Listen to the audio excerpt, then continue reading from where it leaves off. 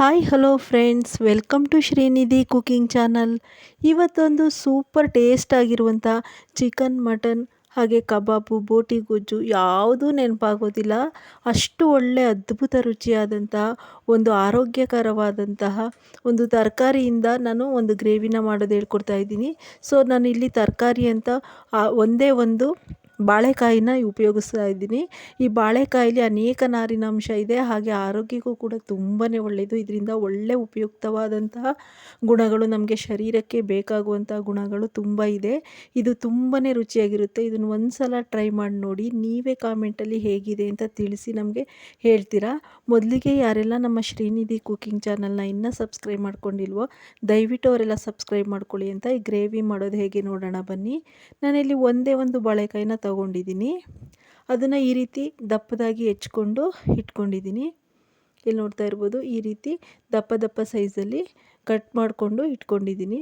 ಒಂದು ಆಲೂಗೆಡ್ಡೆನ 4 ಭಾಗ ಮಾಡಿಕೊಂಡು ಪೀಸಸ್ ಮಾಡ್ಕೊಂಡಿದ್ದೀನಿ. ಇಲ್ಲಿ ಒಂದು ಪಾತ್ರೆನ ಕಾಯಲಿಕ್ಕೆ ಇಡೋಣ. ಕಾಯ್ದ ಮೇಲೆ ಸ್ವಲ್ಪ ಎಣ್ಣೆನ ಹಾಕ್ಕೊಳ್ಳೋಣ. ಎಣ್ಣೆ ಹಾಕೊಂಡ ನಂತರ ಇದಕ್ಕೆ ಕಟ್ ಮಾಡಿರುವಂಥ ಬಾಳೆಕಾಯಿಗಳನ್ನು ಸೇರಿಸ್ಕೊಳ್ಳೋಣ. ಈ ಬಾಳೆಕಾಯಿ ತುಂಬಾ ಒಳ್ಳೆಯದು. ನಾನ್ ವೆಜ್ಗಳೆಲ್ಲ ನೆನಪೇ ಆಗೋದಿಲ್ಲ ಈ ರೀತಿ ಮಾಡ್ಕೊಂಡು ತಿಂದರೆ. ಇದಕ್ಕೆ 1 ಟೇಬಲ್ ಸ್ಪೂನಷ್ಟು ಖಾರದ ಪುಡಿನ ಹಾಕ್ತಾಯಿದ್ದೀನಿ. ಹಾಗೆ 1 ಟೇಬಲ್ ಸ್ಪೂನಷ್ಟು ಧನಿಯಾ ಪುಡಿನ ಹಾಕ್ತಾಯಿದ್ದೀನಿ. ಸ್ವಲ್ಪ ರುಚಿಗೆ ತಕ್ಕಷ್ಟು ಉಪ್ಪನ್ನ ಕೂಡ ಹಾಕ್ಕೊಂಡು ಚೆನ್ನಾಗಿ ನಾವು ಈ ಹೊಂದ್ಕೊಳ್ಳೋ ತನಕ ಕೈ ಬಿಡದೇ ಇರೋ ರೀತಿ ಈ ರೀತಿ ಫ್ರೈ ಮಾಡ್ಕೋಬೇಕು. ಬಾಳೆಕಾಯಿಗೆ ಉಪ್ಪು ಖಾರ ಎಲ್ಲ ಹಿಡಿದು ಹದವಾಗಿ ಚೆನ್ನಾಗಿ ಬೇಯಬೇಕು. ಈ ಖಾರದಲ್ಲೇ ಇದು ಚೆನ್ನಾಗಿ ರೋಸ್ಟ್ ಆಗಬೇಕು. ಅದಕ್ಕೋಸ್ಕರ ಲಿಡ್ನ ಕ್ಲೋಸ್ ಮಾಡಿ ಒಂದು 10 ನಿಮಿಷ ಬೇಯಿಸ್ಕೊಳ್ಳೋಣ. ಈಗ ಇಲ್ಲೊಂದು ಮಿಕ್ಸಿ ಜಾರಿಗೆ ನಾನು 1 ಬಟ್ಲಷ್ಟು ಕೊಬ್ಬರಿ ತುರಿನ ಹಾಕೋತಾ ಇದ್ದೀನಿ. ಅದು ಸ್ವಲ್ಪ ನೈಸಾಗಿ ಪೇಸ್ಟ್ ಮಾಡ್ಕೊಳ್ಳೋಣ. ಹಾಗೆ ಅದಕ್ಕೆ 2 ಈರುಳ್ಳಿ ಸೇರಿಸ್ಕೊಳ್ಳೋಣ. ಹಾಗೆ ಸ್ವಲ್ಪ ಹಸಿ ಶುಂಠಿ, ಹಾಗೆ ಒಂದು ಸ್ವಲ್ಪ ಬೆಳ್ಳುಳ್ಳಿನ ಹಾಕೋತಾ ಇದ್ದೀನಿ. ಬೆಳ್ಳುಳ್ಳಿ ಮತ್ತು ಶುಂಠಿ ಜಾಸ್ತಿ ಹಾಕೊಳ್ಳೋದು ಬೇಡ. 1-2 ಟೊಮೊಟೊಗಳನ್ನು ಹಾಕೊಳ್ಳೋಣ ಇದಕ್ಕೆ. ಹಾಗೆ ನಾನಿಲ್ಲಿ ರುಚಿಗೋಸ್ಕರ ಒಂದು ಅರ್ಧ ಕಪ್ಪಷ್ಟು ಕೊತ್ತಂಬರಿ ಬೀಜನ ಹಾಕ್ತಾಯಿದ್ದೀನಿ. ಈ ಕೊತ್ತಂಬರಿ ಬೀಜನ ಇಲ್ಲೇ ಹಾಕ್ತಾ ಇರೋದು ಉದ್ದೇಶ ಏನಪ್ಪ ಅಂದರೆ, ಇದು ಸ್ಮೆಲ್ಲು ತುಂಬಾ ಚೆನ್ನಾಗಿರುತ್ತೆ, ಫ್ರೆಶ್ ಆಗಿರುತ್ತೆ ಗ್ರೇವಿ ಅಂತ. ನೋಡಿ, ಅಷ್ಟರಲ್ಲಿ ಇಲ್ಲಿ ಚೆನ್ನಾಗಿ ಬಾಳೆಕಾಯಿಗಳೆಲ್ಲ ತುಂಬಾ ಕ್ರಿಸ್ಪಿಯಾಗಿ ಚೆನ್ನಾಗಿ ಫ್ರೈ ಆಗಿದೆ. ಇದು ಆಲ್ಮೋಸ್ಟ್ ಇಲ್ಲೇ ಎಣ್ಣೆಲೇ ಚೆನ್ನಾಗಿ ಸಾಫ್ಟಾಗಿ ಬೆಂದಿದೆ. ಇಲ್ಲಿ ಒಂದು ತೆಗೆದು ತೋರಿಸ್ತಾ ಇದ್ದೀನಿ ನನಗೆ. ಇದೆಲ್ಲ ಚೆನ್ನಾಗಿ ಸಾಫ್ಟಾಗಿಯೇ ಬೆಂದೋಗಿದೆ. ನಾವು ಗೊಜ್ಜಲ್ಲಿ ಇದನ್ನು ತುಂಬ ಜಾಸ್ತಿ ಬೇಯಿಸ್ಕೊಳ್ಳೋದೇನು ಅವಶ್ಯಕತೆ ಇರಲ್ಲ. ಹಾಗೆ ಇದಕ್ಕೆ ಉಪ್ಪು ಖಾರ ಎಲ್ಲ ಈಗಲೇ ಹಾಕಿರೋದ್ರಿಂದ ಅಷ್ಟೇನು ತುಂಬ ಗೊಜ್ಜಲ್ಲಿ ಬೇಯೋವಂಥ ಅವಶ್ಯಕತೆ ಇರೋದಿಲ್ಲ. ಈಗ ಇದನ್ನು ಸಪ್ರೇಟ್ ತಟ್ಟೆಗೆ ತೆಗೆದಿರಿಸ್ಕೊಳ್ಳೋಣ. ಈಗ ಮಿಕ್ಕಿರುವಂಥ ಎಣ್ಣೆಗೆ ಇನ್ನು ಸ್ವಲ್ಪ ಎಣ್ಣೆನ ಹಾಕೋತಾ ಇದ್ದೀನಿ. ಹಾಕ್ಕೊಂಡು ಇದಕ್ಕೆ 1 ಈರುಳ್ಳಿನ ಹೆಚ್ಚಿಕೊಂಡು ಒಗ್ಗರಣೆಗೆ ಹಾಕ್ಕೊಳ್ಳೋಣ. ಈರುಳ್ಳಿ ಚೆನ್ನಾಗಿ ಎಣ್ಣೆಯಲ್ಲಿ ಫ್ರೈ ಆಗಲಿ.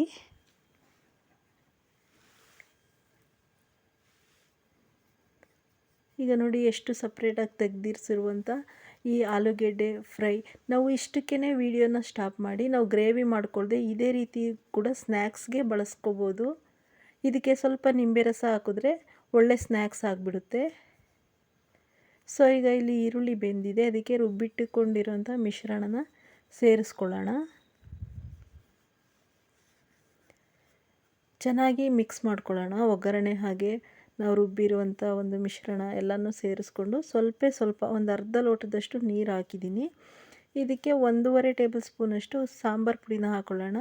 ಸ್ವಲ್ಪ ಗರಂ ಮಸಾಲಾನ ಸೇರಿಸ್ಕೊಂಡು ಅದಕ್ಕೆ ಸ್ವಲ್ಪ ಅರಿಶಿಣದ ಪುಡಿನೂ ಕೂಡ ಸೇರಿಸ್ಕೊಳ್ಳೋಣ. ಅರಿಶಿಣದ ಪುಡಿ ಕೂಡ ಆರೋಗ್ಯಕ್ಕೆ ತುಂಬಾ ಒಳ್ಳೆಯದು. ನಾವು ಆಹಾರದಲ್ಲಿ ಆದಷ್ಟು ಈ ಥರ ಅರಿಶಿಣದ ಪುಡಿ ಎಲ್ಲ ಚೆನ್ನಾಗಿ ಬಳಸ್ತಾ ಇದ್ದರೆ ಕ್ಯಾನ್ಸರ್ಗಳನ್ನು ತಡೆಗಟ್ಟುವಂಥ ಗುಣ ಅರಿಶಿಣದಲ್ಲಿ ಇದೆಯಂತೆ. ಸೊ ನಾವು ಆರೋಗ್ಯವಾಗಿ ಈ ಬಾಳೆಕಾಯಲ್ಲೂ ನಾರಿನಾಂಶ ಯಥೇಚ್ಛವಾಗಿರುತ್ತೆ. ಸೊ ಅನೇಕ ಕಾಯಿಲೆಗಳಿಗೆ ಇದು ಒಳ್ಳೆಯದು. ಮನೇಲಿ ಮಕ್ಕಳಿಗೆ ಸ್ಕೂಲಿಂದ ಬರುವಾಗ ಈ ಥರ ಮಾಡಿ ಕೊಟ್ಟರೆ ಸ್ನ್ಯಾಕ್ಸ್ಗೆ ಎಲ್ಲ ತುಂಬಾ ಚೆನ್ನಾಗಿರುತ್ತೆ ಬಾಳೆಕಾಯಿ ಫ್ರೈ ಎಲ್ಲ.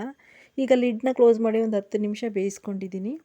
ಈಗ ಇದಕ್ಕೆ ಸ್ವಲ್ಪ ರುಚಿಗೆ ತಕ್ಕಷ್ಟು ಉಪ್ಪನ್ನ ಸೇರಿಸ್ಕೊಳ್ಳೋಣ.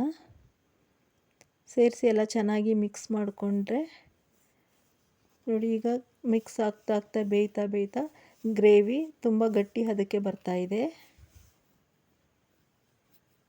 ಇದು ಬೆಂದು ಸೈಡಲ್ಲೆಲ್ಲ ಎಣ್ಣೆ ಬಿಟ್ಕೋಬೇಕು, ಅಲ್ಲಿ ತನಕನೂ ಚೆನ್ನಾಗಿ ಬೇಯಿಸ್ಕೋಬೇಕಾಗುತ್ತೆ ಇದನ್ನು. ಈಗ ಲಾಸ್ಟಲ್ಲಿ ನಾವು ಫ್ರೈ ಮಾಡಿ ಎತ್ತಿಟ್ಕೊಂಡಿರುವಂಥ ಬಾಳೆಕಾಯಿಗಳನ್ನು ಹಾಕೋಬಿಡೋಣ.